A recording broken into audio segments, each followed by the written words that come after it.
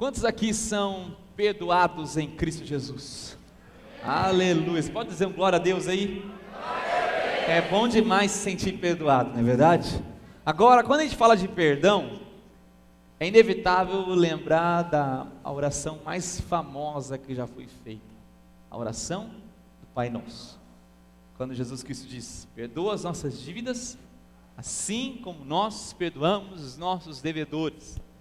Ou seja, perdoa as nossas dívidas da mesma forma como perdoamos os nossos devedores, nem mais nem menos. Jesus Cristo disse isso. É inquestionável que o perdão para a salvação, eu quero deixar isso bem claro, em Cristo Jesus é uma vez por todas, é um sacrifício só feito na cruz e acabou.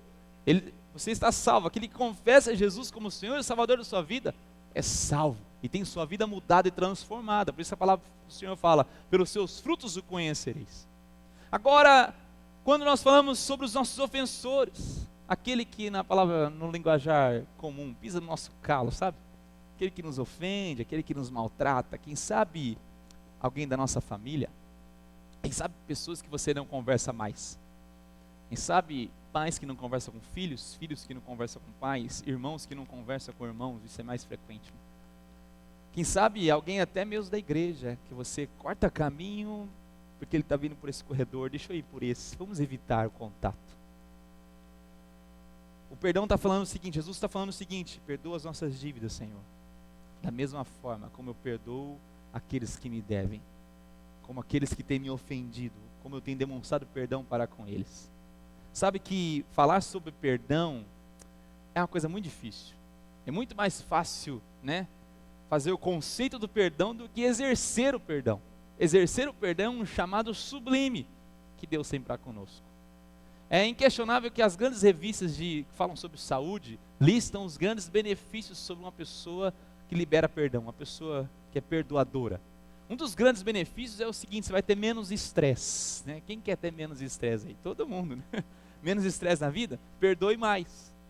Outro dos grandes benefícios é que faz bem ao coração, olha só, e são estudos científicos. Um dos grandes estudos científicos, um dos grandes benefícios, fala que reduz a dor. Tem um grupo de professores de medicina que estão fazendo um estudo dentro de um hospital e fazendo com que as pessoas que estão passando ali algum processo intensivo de cura, que eles possam ter corações perdoadores, e assim tem reduzido a dor nesses pacientes. Já pensou? Pessoas que perdoam vivem mais. Fizeram uma pesquisa também com pessoas com mais de 70 anos que vivem muito bem, e foram ver o segredo dessas pessoas, e um deles é que essas pessoas perdoam. Olha só quantos benefícios, né? Perdoar é maravilhoso, o problema é exercer o perdão, né? Isso não é coisa simples. Pessoas que passaram por traumas na vida, pessoas que estão machucadas umas com as outras, exercer o perdão é algo sublime. É um chamado que eu e você temos de exercê-lo. Diz a história que uma criança estava orando. Você sabe como é que é criança, né? Quando vai orar, ela cita todo mundo. Então ela vai orar, ela fala: Deus, abençoa o meu vizinho, abençoa o papagaio, abençoa o periquito, abençoa o totó, abençoa, e vai, papai, mamãe, irmão e tal. E aquela criança começou a mencionar todo mundo da família, os membros, a tia, o tio, aquela oração enorme, né? E daí terminou a oração, a mãe notou que o João que estava orando não tinha mencionado o Pedro, o irmãozinho, um dos irmãos. E a mãe falou assim: mas João, você mencionou todo mundo, né? Até o papagaio, o periquito, e você não mencionou o Pedro, seu irmão. Falei: mãe, eu não vou orar para Deus abençoar o Pedro, não. Mas por quê? Você não vai orar para... Porque ele bateu em mim. Então a mãe fala assim: mas João, a Bíblia fala, Jesus fala que a gente tem que perdoar. A gente tem que perdoar até mesmo os nossos inimigos. Então João vira para a mãe e fala assim: aí que está o problema. O João é meu irmão e não meu inimigo. Ele achou uma lacuna, né? Ele é meu inimigo. Mas tem uma outra história também que diz que o pastor estava numa igreja pregando sobre perdão e falando enfaticamente: essa semana é a semana que nós vamos perdoar os nossos inimigos. Amém, a igreja, amém. Então vamos lá, vamos nos comprometer a perdoar os inimigos. Quantos estão aqui dispostos a perdoar os inimigos? E parte da igreja levantou, e nem toda a igreja levantou, então ele foi mais enfático. E você sabe como o pastor é, né? Ele levanta a voz: vamos lá, levanta a mão aí, que quer perdoar os inimigos. E toda a igreja levantou, com exceção de uma senhora que estava sentada no primeiro banco. Nada contra as pessoas que estão sentadas no primeiro banco. Essa senhora tinha 98 anos de idade. A Dona Maria, fervorosa, membro da igreja há anos. E ela foi a única que não levantou as mãos. E o pastor pergunta: Dona Maria, senhora, 98 anos, irmã aqui na fé, não está disposta a perdoar seus inimigos? Ela falou assim: porque eu não tenho inimigos.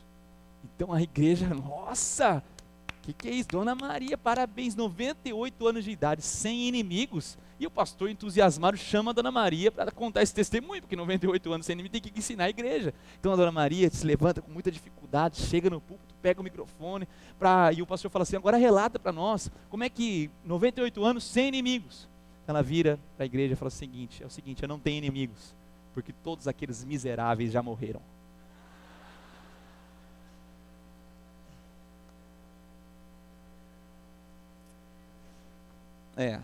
Ela não estava mentindo, né? Todos morreram, Tini. Mas falar sobre os benefícios, essa questão do perdão é simples. Agora, se eu pudesse listar os malefícios do perdão, da falta de perdão, uma lista enorme, mas em vez de listar essa lista, fazer uma lista dos malefícios da falta de perdão, eu vou fazer uma ilustração para que você entenda melhor. Imagine que sua vida é uma grande loja de cristais finos, lustres, cristais. Você já entrou numa loja de cristal com seu filho de 6, 7 anos? Eu entro com o Gabriel, amarro as mãos dele, os pés, vem comigo. Vai que esbarra, né? Imagine que a sua vida é uma loja de cristais. E imagine que a falta de perdão é a mesma coisa que você tentar controlar dentro dessa loja um elefante raivoso e descontrolado. Isso é o que a falta de perdão faz na vida do ser humano.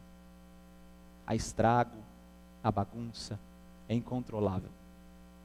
Mas o que é mais maravilhoso disso é que Jesus Cristo não deixa a gente sem resposta.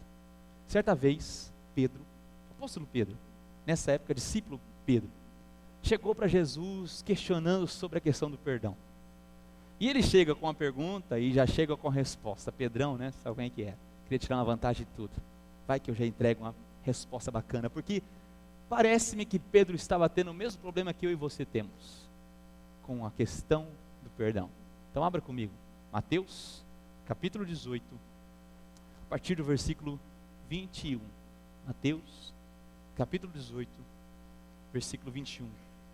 É bom ter a Bíblia aberta, porque você vai grifar na sua Bíblia, fazer as suas anotações aí.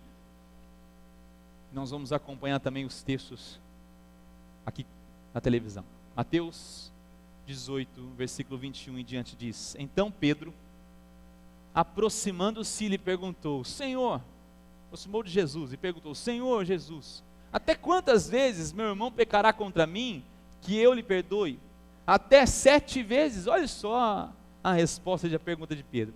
Pedro, Jesus, quantas vezes? Me dá um número, me dá alguma coisa para mim marcar, eu preciso saber quantas vezes. Essa é a pergunta do ser humano. Se eu e você tivéssemos a oportunidade de perguntar para Jesus até quantas vezes, certamente seria muito mais fácil. Mas por que Pedro pergunta quantas vezes e logo propõe uma resposta? Até 7 vezes. Porque havia uma tradição rabínica na época que as pessoas eram obrigadas a perdoar umas às outras até 3 vezes. Imagina só, ia ficar fácil, né? Pastor Kleber, chegou na 3ª, tá? Amanhã, acabou. Acabou, não preciso mais perdoar você, acabou. Eram 3 vezes só, então Pedro, imaginando isso, falou assim, como é que eu vou propor 3 vezes para Jesus? Jesus vai falar assim, você não está fazendo mais do que o comum. Então, Pedro propõe 7 vezes, o número da perfeição, então, são o dobro mais 1. Nossa, eu vou ser lisonjeado por Jesus, eu vou ser elogiado por Jesus. Certamente vai falar assim, puxa Pedrão, você está aprendendo muito bem. Com quem você anda andando, Pedrão? 7 vezes, nossa, que coração misericordioso, que coração perdoador, Pedro, que as pessoas costumam fazer apenas 3, você está disposto a fazer 7? Mas Jesus, então, surpreende com a resposta.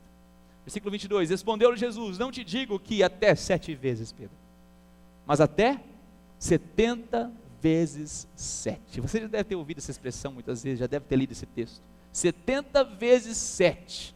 Se você fizer as contas, 490. É óbvio que Jesus Cristo queria dar um número.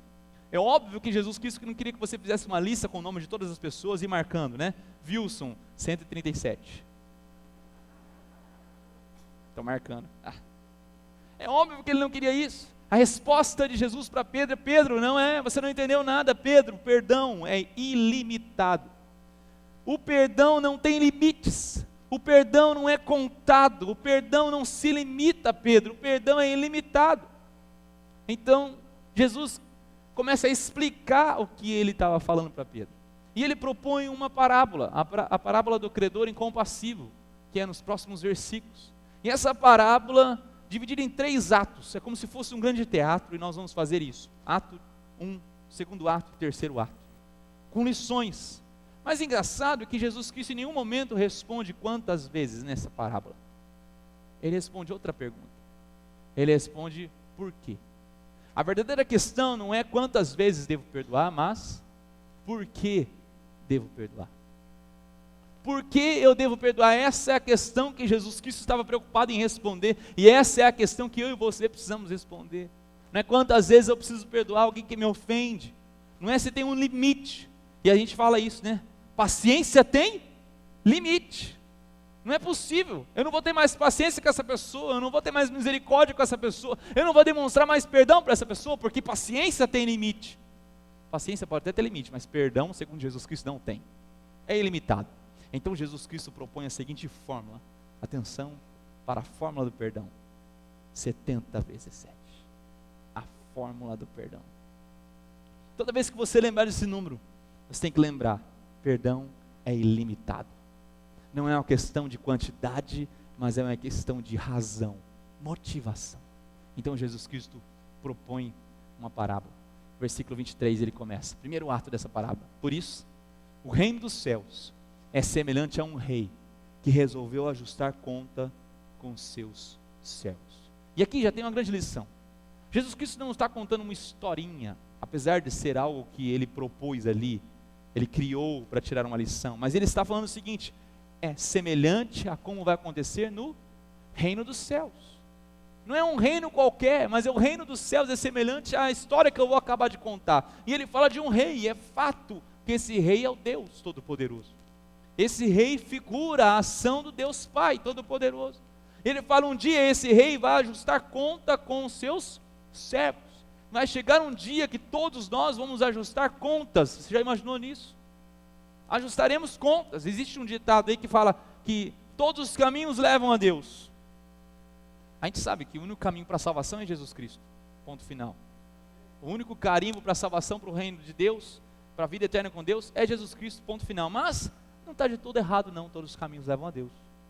Porque o espírita um dia estará na presença de Deus, prestando contas. Qualquer outro de outra religião estará na presença de Deus prestando contas, o ateu estará na presença de Deus prestando contas, ou seja, por um lado, todos os caminhos levam a Deus sim, mas o único que levará a salvação é Jesus Cristo. Um dia ele vai ajustar contas, e diz que aqui o rei começou a ajustar contas e chamou o primeiro. Passando a fazê-lo, trouxeram-lhe um que lhe devia 10.000 talentos. Talento é uma moeda da época, e eu quero explicar quanto vale isso. Para você entender quanto vale o talento, você precisa entender uma outra moeda romana de prata, que chama denário. Um denário queria dizer um dia de trabalho de uma pessoa comum. Um dia de trabalho de uma pessoa comum. Vamos pensar aqui que uma diária de uma pessoa média no Brasil seria por volta de R$100 para facilitar as contas. R$100 a pessoa ganha por dia. Ele está devendo 10.000 talentos, ele não está devendo um denário. Um talento quer dizer 6.000 denários. Um talento equivale a 6.000 dias de trabalho de uma pessoa. Imagine quanto que é 10.000 talentos. É claro que é muito difícil converter esse valor para os valores de hoje, mas é em alguma coisa na casa dos bilhões de reais. Essa pessoa devia bilhões de reais. Era uma conta impagável. Uma conta enorme. Ele não tinha como pagar, mas ele estava ali prestando contas. Versículo 25 continua: não tendo ele, porém, com que pagar, ordenou o Senhor, o rei, que fosse vendido ele, a mulher, os filhos e tudo quanto possuía, e que a dívida fosse paga. Na época, o costume dos reis, eles tinham o direito de receber. Então ele vendia tudo o que aquela pessoa tinha, e ainda vendia aquele homem, aquela mulher, sua casa, seus filhos como escravos, o que lhe renderia um pouco do dinheiro que aquela família estava devendo. Imagine só, Primeiro ato dessa história, o desespero dessa família, o desespero desse senhor, desse servo, uma dívida impagável, uma dívida enorme.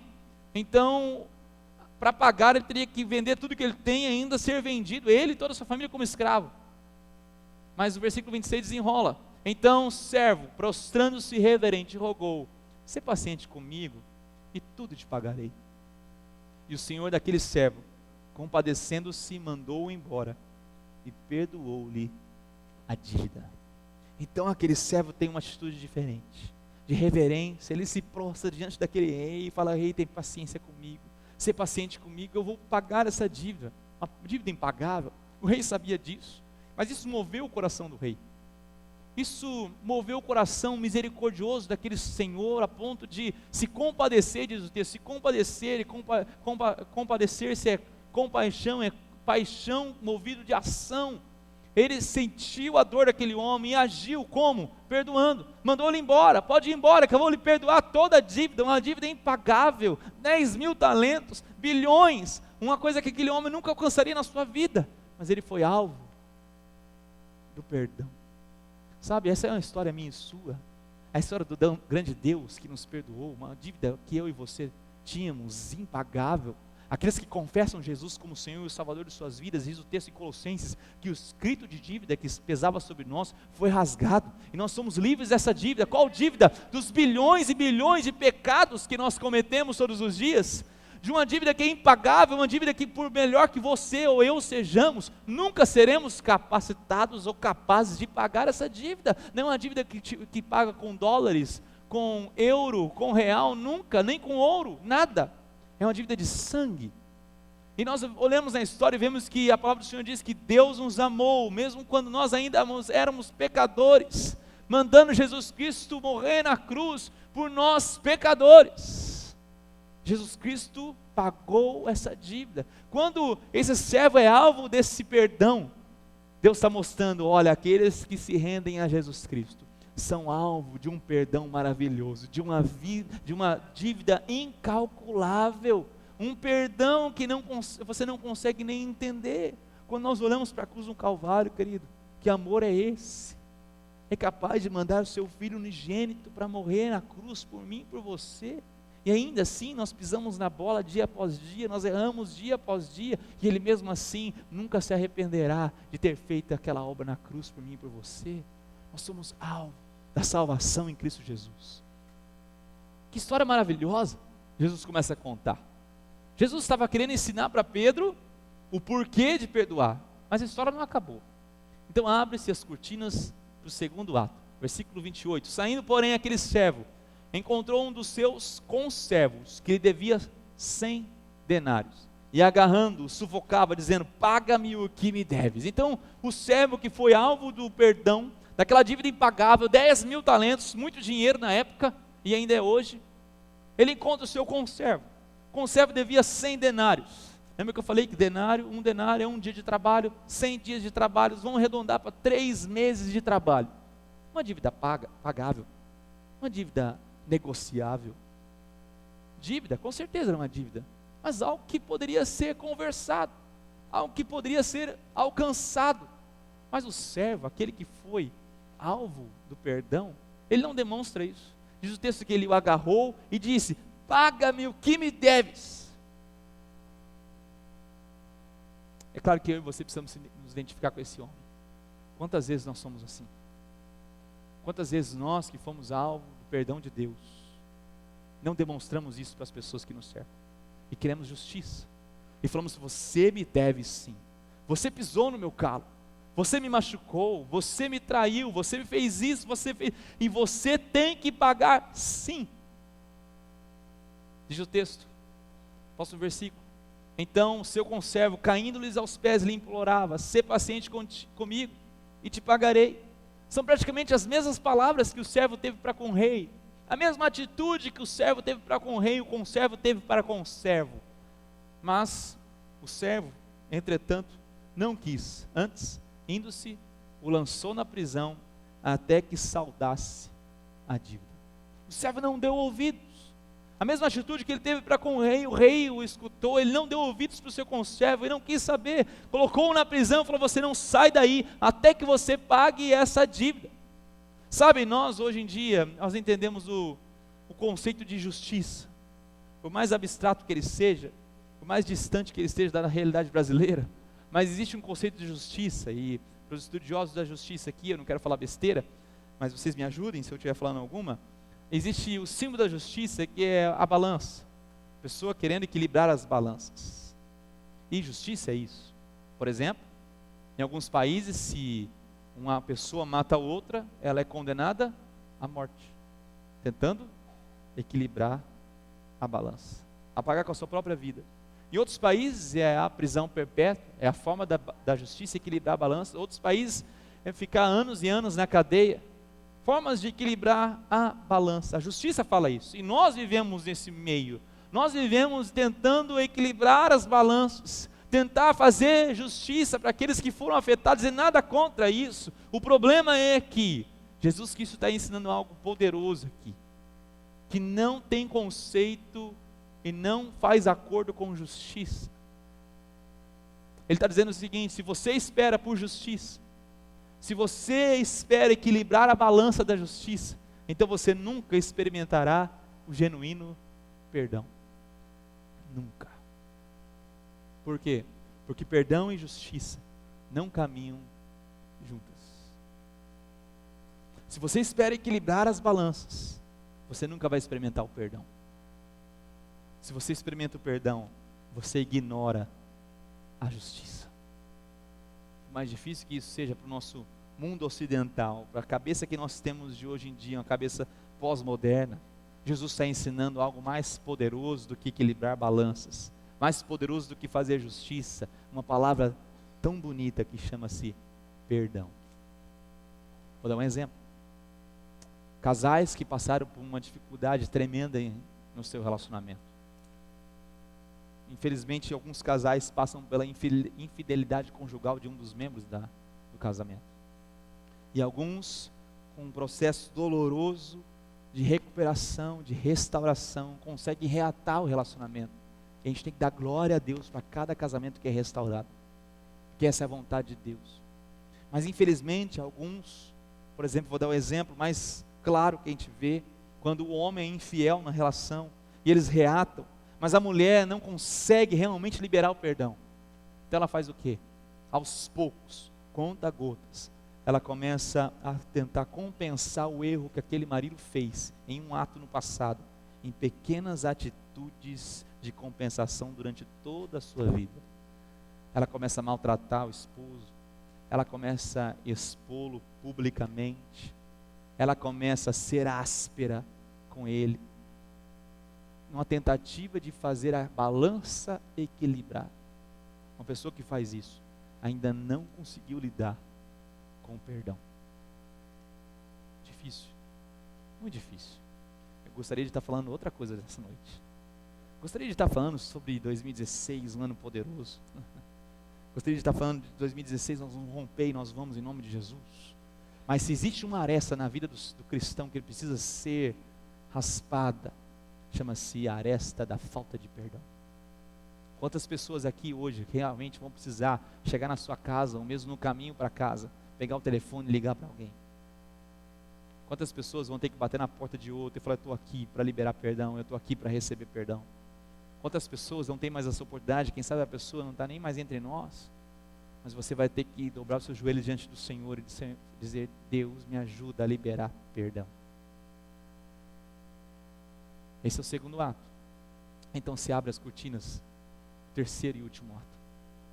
Vendo seus companheiros ao que se havia passado, entristeceram-se muito e foram relatar ao seu senhor tudo o que acontecera. Versículo 32. Então, o seu senhor, o rei, chamando, disse: servo malvado, perdoei-te aquela dívida toda porque me suplicaste. Não devias tu igualmente compadecer-te do teu conservo, como também eu me compadeci de ti? Ele está dizendo: servo, você não entendeu o que você experimentou? Você não tem noção do alvo, do perdão que você foi? E você é capaz de ser tão mesquinho nessas pequenas coisas do dia a dia? você é tão mesquinho que não é capaz de liberar perdão para essas coisas tão pequenas, perto do alvo, que você foi de graça e de perdão que Deus demonstrou sobre a sua vida? Você é malvado, você é cruel. O que Jesus Cristo está propondo aqui para Pedro? Pedro, a motivação para que você perdoe as pessoas não é outra a não ser que você foi perdoado. Pedro, nós não perdoamos as pessoas porque nos sentimos preparados. Nós não perdoamos as pessoas porque nós passamos por um tempo em terapia. Por mais que isso seja importante, nós não perdoamos, a motivação de perdoar as pessoas não é porque aquele dia eu esqueci, aquilo não dói mais, não. Muitas vezes nós temos que liberar perdão mesmo no meio da dor, mesmo no meio do reboliço interno do nosso coração, mesmo tentando controlar o grande elefante descontrolado dentro da nossa vida, nós temos que liberar perdão para as pessoas. Pedro, nós perdoamos porque já fomos perdoados. Pedro, essa é a motivação, não são quantas vezes, Pedro, você vai ser capacitado a perdoar seus irmãos, ilimitadamente, Pedro. Muito mais do que 490 vezes, não porque você se sente preparado, não porque você é uma pessoa iluminada, diferente de todas, mas simplesmente pelo fato de que você foi perdoado. Sabe, eu olho para as situações de hoje, muitas vezes elas não me motivam a liberar perdão, mas quando eu olho para o que Cristo fez na cruz do Calvário, isso me motiva a dar um passo hoje e falar assim: me perdoe, ou eu te perdoo. Eu acredito que algumas pessoas aqui vão ter que lidar com essa palavra nessa semana, assim como eu tive que lidar com essa palavra. E eu cruzei com um testemunho de uma mulher chamada Corrie ten Boom.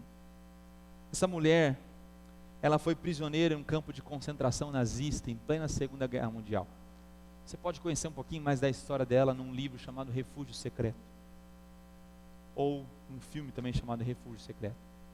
A história é que a família dela escondia judeus do exército nazista dentro da sua casa.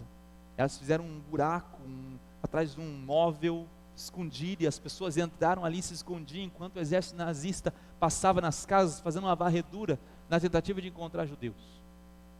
O fato é que isso não foi encoberto por muito tempo. Toda aquela família foi presa. Corrie e sua irmã foram para um centro de concentração, e Corrie viu a sua irmã Betsy morrer no centro de concentração. Anos mais tarde, quando a guerra acabou, ela foi liberta, ela saiu do centro de concentração e ela virou uma grande pregadora da palavra de Deus. E certa vez, ela veio com a seguinte experiência na sua vida. Eu quero ler o testemunho dela. Diz o seguinte: foi numa igreja em Munique, onde eu estava pregando em 1947, que de repente o vislumbrei. Um homem calvo, troncudo, vestindo sobretudo cinza, com um chapéu de feltro marrom amassado entre as duas mãos. No instante, eu estava enxergando sobretudo e o chapéu marrom. No instante seguinte, o uniforme azul, o cap estampado com a caveira, as duas tíbias cruzadas, o símbolo do nazismo, o rosto malicioso, lascivo, debochado. Minhas lembranças do campo de concentração voltaram com rapidez e impacto. A sala enorme, aquelas luminárias no teto, aquela pilha de vestidos e sapatos no centro, a vergonha de ter de passar nua diante daquele homem. Eu pude ver o vulto frágil da minha irmã à minha frente, costelas quase furando o fino pergaminho da sua pele. Betsy, minha irmã e eu havíamos sido presas por termos escondido judeus na nossa casa por ocasião da ocupação nazista na Holanda durante a Segunda Guerra. Esse homem foi um dos guardas no campo de concentração em Ravensbrück, para onde fomos enviadas. Agora, ele estava diante de mim, de mão estendida, dizendo: que bela mensagem, Corrie. Que bom saber, como você disse na sua palavra, que os nossos pecados estão todos no fundo do mar. Pela primeira vez, desde a minha soltura, diz Corrie, eu estava frente a frente com um dos meus algozes, e o meu sangue parecia ter congelado. Então ele disse: você mencionou Ravensbrück na sua palavra. Eu fui guarda lá, mas depois disso, eu tornei-me cristão. E eu sei que Deus me perdoou pelas coisas cruéis que cometi lá. Mas eu gostaria de ouvi-lo da sua boca, Corrie. E com a mão estendida, ele diz: você me perdoa? Fiquei ali paralisada. Eu não podia fazer isso. Minha irmã Betsy morrera naquele lugar. Será que ele podia apagar sua morte terrível e prolongada simplesmente porque pedia perdão? Eu achava que já perdoara a todos. Pregava sobre isso por toda parte. Eu, exemplo de perdão, não conseguia perdoar quando encarava o meu ofensor em carne e osso. Não pode ter passado mais do que alguns segundos. Ele em pé, com a mão estendida, mas para mim parecia uma batalha de horas, enquanto eu enfrentava a coisa mais difícil que tive que fazer em toda a minha vida. Eu não tinha opção, eu sabia disso. A mensagem do perdão de Deus possuía um pré-requisito, que perdoemos a todos que nos feriram. Então na minha mente veio Mateus 6,15, se não perdoardes aos homens, afirmou Jesus, tampouco vosso Pai vos perdoará as vossas ofensas. Ainda assim, lá estava eu, com o coração dominado pela frieza. Entretanto, perdoar é um ato da vontade, e a vontade pode funcionar indiferentemente da temperatura do coração. Então silenciosamente eu supliquei, Jesus, ajuda-me a levantar a minha mão, Jesus, pelo menos isso eu posso fazer, e dar meu sentimento depois. Então, sentindo-me um robô, coloquei minha mão mecanicamente na mão do que estava estendida, e enquanto fiz, algo incrível aconteceu.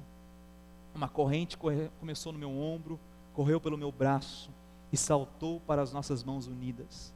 Em seguida, esse calor restaurador parecia inundar todo o meu ser, trazendo lágrimas aos meus olhos. Eu te perdoo, irmão, exclamei. Eu te perdoo com todo o meu coração. Por um longo instante, seguramos a mão um do outro, o ex-guarda e a ex-prisioneira. Posso dizer que eu nunca experimentei o amor de Deus de forma tão intensa como naquele momento.